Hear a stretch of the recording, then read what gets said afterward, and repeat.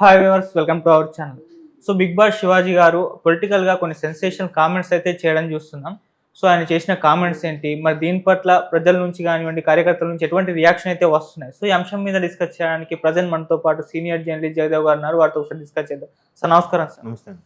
Sir brief కేసులు ఇచ్చి బీఫాములు తెచ్చుకుంటున్నారు, పొలిటికల్ మొత్తం కూడా, రాజకీయం మొత్తం కూడా ఇలాగే మారిపోయింది అని చెప్పేసి శివాజీ గారు మరి ఇలాంటి కామెంట్స్ చేయడం చూస్తున్నాం. మరి ఈయన కామెంట్స్ పైన మీ ఒపీనియన్స్? అంటే ఆయన ఓపెన్గా అన్నాడు, చాలా మంది అభిప్రాయం అదేనండి. కాకపోతే ఎవరు బయట పెట్టరు.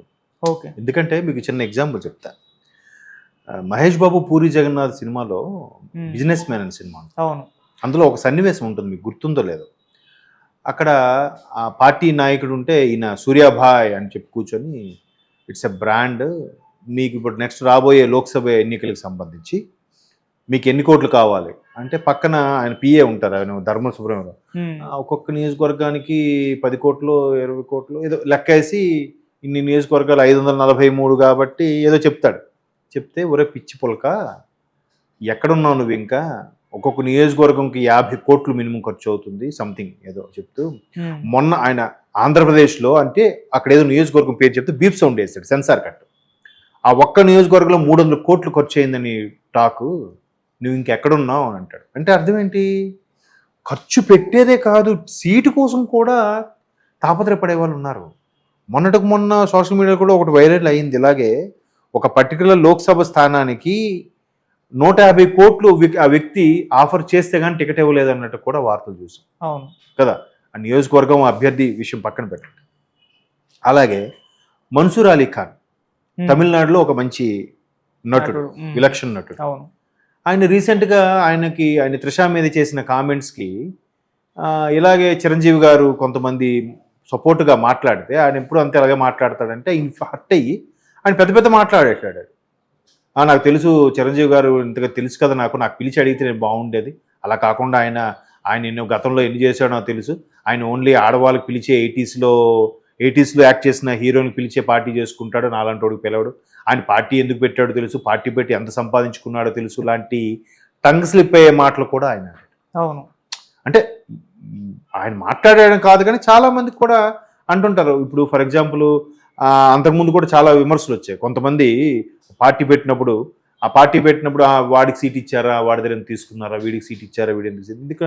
నిన్ననే మొన్న ఇలాగే ఒక ఇంటర్వ్యూ చేస్తున్నప్పుడు ఒక ఫీమేల్ యాంకర్, ఒక అమ్మాయి వేరే ఛానల్లో, ఆ అమ్మాయి ఎట్లాగే చెప్పింది, ఏమంటే మేము ఒక పార్టీ అభిమానులు, ఆ పార్టీ టికెట్ ఇస్తుందేమంటే మా బాబాయ్ పిచ్చిగా ట్రై చేస్తే ఆ పార్టీలో ఉండే అనుచరుడు ఈయనకి వెళ్ళి పర్సనల్గా కలిస్తే, ఏం లేదు ఒక 10 కోట్లు తీసుకురండి మీకు టికెట్ ఇస్తామని చెప్పాడు.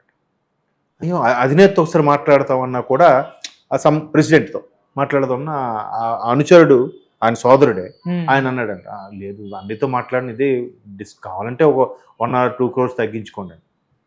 ఎంత అప్సెట్ అయ్యాడు సార్. అప్పటి నుంచి ఆ పార్టీ అన్నా ఆ వ్యక్తులన్నా ద్వేషించాడు సార్ మా బాబాయ్ అని చెప్పి ఆ ఫిమేల్ యాంకర్ చెప్పారు 2 days బ్యాక్. అంటే సర్వసాధారణం అయిపోయింది. ఎట్లాగో మరి అంటే చెప్పలేం. ఇందులో 2 వెర్షన్స్ ఉంటాయి. ఒకటి, అమౌంట్ తీసుకొని బీఫామ్స్ ఇస్తున్నారు అనేది ఒక వాదం. రెండవది, ఫర్ ఎగ్జాంపుల్ నీకు నాకు తెలిసినగా కామన్గా ఉండే పర్సన్ ఒక పార్టీ పెట్టారు, ఇద్దరం వెళ్తే మీకు సీటు, ఒకే నియోజకవర్గం నుంచి మీకు సీటు కావాలి, నాకు సీటు కావాలి.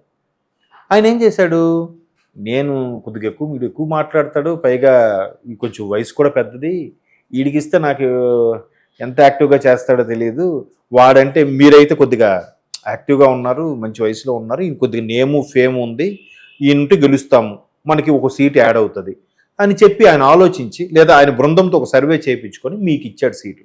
అప్పుడు వెంటనే నేనేమన్నా తెలుసా, ఈ ఆదిత్య అనే వ్యక్తి మనోడికి బాగా ఇచ్చుంటాడు, ఎన్నో కోట్లు ఇచ్చాడు, అందుకే ఆడికి ఇచ్చాడు రా, నాకు ఇవ్వలేదు, నేను గెలుస్తాను తెలిసినా కూడా నాకు ఇవ్వలేదు, నేను గెలుస్తాను లేదు నాకు తెలియదు, నేను వెంటనే బురద వెళ్ళేస్తా. ఇట్లా కూడా కొంత ఉంది. అవును, అమౌంట్ తీసుకొని సీట్ ఇచ్చే అంశం ఉంది. ఇట్లాంటివి కూడా కొన్ని సందర్భాల్లో లేదు, ఆయన జెన్యున్ పర్సన్, ఆయన గెలుస్తాడు, అలాంటి వాడికి ఇవ్వాలి అనే నేపథ్యంలో అలాంటి వాడికి అప్పుడు ఇచ్చినప్పుడు కూడా, ఇప్పుడు మొన్న కాంగ్రెస్ సంబంధించి ఆ సిపిఎం ఒకటి గెలుచుకుంది కాబట్టి అక్కడ మరి కాంగ్రెస్ ఏం పోటీ పెట్టి అక్కడ మరి ఆయన ఏమి ఇచ్చి ఉంటాడు డబ్బులు, ఆయన ఏమి ఇవ్వడుగా. బట్ అలాంటి సందర్భం ఈయన ఇస్తే మనకి మొదటి నుంచి కూడా కాంగ్రెస్తో వామపక్షాలు ఇది కలిసి నడుస్తున్నాయి కాబట్టి ఆయన మనం ఓకే. అలాంటి కొన్ని ఉన్నప్పుడు ఏముంటుంది, దాన్ని మాట్లాడడం లేదు. కానీ పక్కన బురదజలో ఏముంటాడు, వాడు ఏదో ఇచ్చుంటాడు రా అందుకే వాడికి ఇచ్చారు అనేస్తాం, సింపుల్. ఆ అలవాటు చేసేది మనమే, మనలో ఒకటే, ప్రజల్లో ఒకటే. అందుకే మారాల్సిన ప్రజలని ప్రతి సందర్భంలో నేను చెప్పేది అదే. ఇప్పుడు ఇద్దరం ఉద్యోగంకి వెళ్ళాము, సిన్సియర్గా వెళ్ళాము, నాకన్నా మీకు ఒక 20% ఎక్కువ మార్క్స్, ఇలా 2% మార్క్స్ ఎక్కువ ఉన్నాయి, జెన్యున్గా అయితే రిజర్వేషన్ ప్రకారం కానీ మార్క్స్ ప్రకారం కానీ మీకే రావాలి జాబు. నేను డోర్ వెనక నుంచి వెళ్తా, ఒక 10 lakhs కొడతాడికి. మీరు ఇంటర్వ్యూ సరిగ్గా చేయలేదండి ఆదిత్య గారు, అందుకే ఈయనకి ఇచ్చామని అంటాడు. ఏది కరెక్ట్? నా వెర్షన్లో అమ్మయ్య డబ్బులు తీసుకున్నాడు కానీ జాబ్ ఇప్పించాడు రా అని నా వెర్షన్.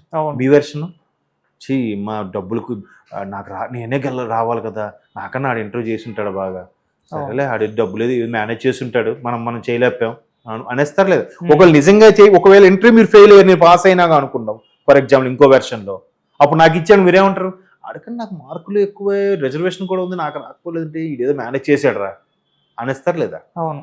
సో ఏది వాస్తవం? బట్ ఎక్కువ సందర్భాల్లో ఈ లంచము ఇలాంటివి బ్రైబ్ జరుగుతున్నాయి కాబట్టి ఓకే అనడానికి కూడా ఆస్కారం ఉందిగా. శివాజీ గారు చాలా సందర్భాల్లో నిక్కచ్చిగా ముక్కుసూటిగా కొండ బర్ల కొట్టినట్టుగా మాట్లాడతాడు ఆయన ఎవరికి భయపడ్డాడు. ఇదే అంశము చంద్రబాబు గారు గవర్నమెంట్ ఉన్నప్పుడు కూడా వైసీపీ ఇట్లా చేయబోతుంది, ఇలా చేస్తుంది, గవర్నమెంట్ వస్తుంది, చాలా ట్యాంపరింగ్లు చేస్తుంది, మతలబులు చేస్తుంది అని చెప్తే ఆయన చంద్రబాబు గారి మార్కుల కోసం చంద్రబాబు గారు ఏదో పదవాసించి ఇవన్నీ చెప్తున్నాడు కూడా అన్నారు కొంతమంది. ఈయనకెందుకు సినిమాలు చేసుకోకుండా ఈయనకెందుకు రాజకీయం అన్నారు కొంతమంది. ఆయన అమరావతిలో ఇల్లు తీసుకొని ఉంటే ఈడి వచ్చి ఈడికి నెక్స్ట్ పోటీ చేస్తాడా, ఈడికి ఎవడు ఓటేస్తాడా అన్నారు కొంతమంది. అవేవో ఆయన యాక్చువల్గా ఆయన పోటీ చేయలేదు, పట్టించుకోలేదు. బట్ ఏవేవి జరుగుతున్నాయి, జరగబోతున్నాయి, కేంద్రం నుంచి ఎటువంటి సిఫార్సులు వస్తాయి, ఎవరికి సపోర్ట్ చేస్తారు, ఎవరికి నొక్కియడానికి చూస్తున్నారు, ఇవన్నీ ఆయన చెప్పాడు. మరి ఆయనకి ఎలా తెలుసో తెలియదు కానీ ఆయన చెప్పిన వాటిలో 70 to 80% వాస్తవాలే కదా. ఆయనకి ఎందుకు ఆ బాధ చెప్పాలంటే ఏదో చేద్దామన్న తపనో, లేదంటే ఏదో తెలియజెప్దామో, కొంతమందికైనా అవేర్నెస్ క్రియేట్ చేద్దామన్న తపనో మొత్తానికి ట్రై చేశాడు. మన బిగ్ బాస్ అంశం కూడా చూస్తే మొదటి నుంచి కూడా ఎందుకు రా చిన్నపిల్లలు, వాళ్ళతో మనకెందుకు వీళ్ళతో మనకెందుకు అన్నట్టుగానే పోయాడు ఆయన. ఏ గేమ్ ఆడకపోయినా కేవలం మాట తీరుతోనే. దానికి నాగార్జున గారు కూడా ఏం పేరు పెట్టారు, చాణక్యుడు అని పేరు పెట్టారు. చిన్నపిల్లలే మీరు. లాస్ట్లో ఇంకా డైరెక్టర్ టాలెంట్ ఉంటుందిగా, బిగ్ బాస్ డైరెక్టర్, సార్ మీరు రైజ్ అవ్వాలి సార్ మీరు చెప్పక అయ్యాడేమో బహుశా. నేనైతే ఆయన ఓన్గా అయితే అవ్వడు నాకు తెలిసి. శివాజీ గారు నిజంగా సొంత రియల్ మెంటాలిటీ అయితే ఆయనకు అవ్వడు. అక్కడ రైజ్ అయ్యాడు కొంతమంది మీద అంటే అక్కడ మరి డైరెక్టర్ స్క్రిప్ట్ అది కదా. సో అట్లాగా ఆయన మొదటి నుంచి కూడా ఈ సొసైటీ కోసం లేకపోతే ఇంక దేనికోసం ఆయన చెప్పాడు కూడా, సార్ నా మించుమించు 10 ఏళ్ళ కెరియర్ పోగొట్టుకున్నాను, అనవసరంగా ఇది నాకు వచ్చింది లేదు చేసింది లేదు, ఏదో ఆ రియల్ ఎస్టేట్ ఏవో చేసి 4 డబ్బులు సంపాదించుకున్నాను కాబట్టి ఇంక సేఫ్గా ఉన్నానంటే నాకు ఎందుకు సార్ ఇవ్వండి. మంచి ఆర్టిస్ట్, విలన్గా క్లిక్ అయ్యాడు, హీరోగా క్లిక్ అయ్యాడు, స్టూడెంట్గా క్లిక్ అయ్యాడు, ఒక టీవీ యాంకర్గా వచ్చిన వ్యక్తి ఈరోజు మంచి పొజిషన్లో వచ్చి ఇంకా మధ్యలో గ్యాప్ వచ్చేసిందంటే ఇప్పటికి మంచి ఆర్టిస్ట్, బ్రహ్మాజీ లాగా మంచి ఆర్టిస్ట్గా ఉండేవాడు ఆయన. శ్రీకాంత్ గారి లాగా మంచి మంచి క్యారెక్టర్ చేస్తూ ఉండేవాడు.